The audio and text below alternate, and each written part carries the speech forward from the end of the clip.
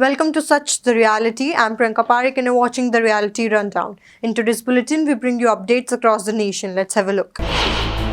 Assam's Director General of Police has initiated an inquiry following serious allegations of inappropriate physical check during the Assam recruitment examination for Grade 3 post. The incident occurred at Swahid Samriti Senior Secondary School in Balsor, Nalbari district. The candidate, Namanita Sharma, took to social media to describe the experience as disgraceful and pathetic, alleging that women personnel conducted invasive body searches, including checking undergarments without any privacy measures.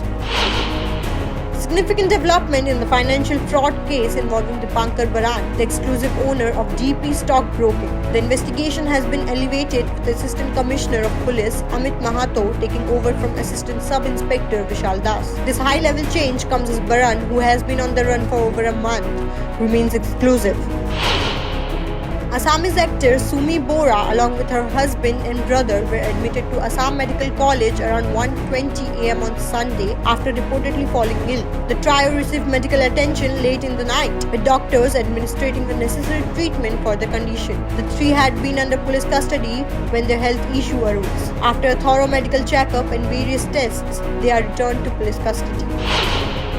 The CBI has revealed that the former Archikar Medical College principal Sandeep Ghosh's response were found deceptive during polygraph and layered voice analytic test. The ongoing investigation into the rape and murder of a trainee doctor has raised serious concern. According to the CBI, Ghosh was aware of the crime at 9:58 am but failed to file a police complaint. His initial report was vague, and he contacted officer in charge Abhijit Mundal at 10:03 am. The case of unnatural death was only officially registered at 11:30 am.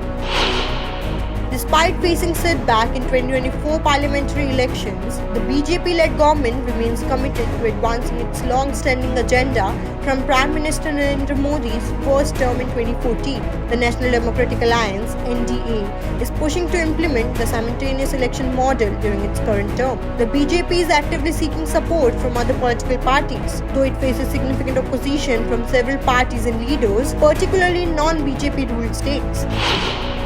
The Indian Railway has officially renamed the Vande Metro to Namo Bharat Rapid Rail ahead of its inauguration by Prime Minister Narendra Modi. The new name underscores the shift from Vande Metro to its updated designation.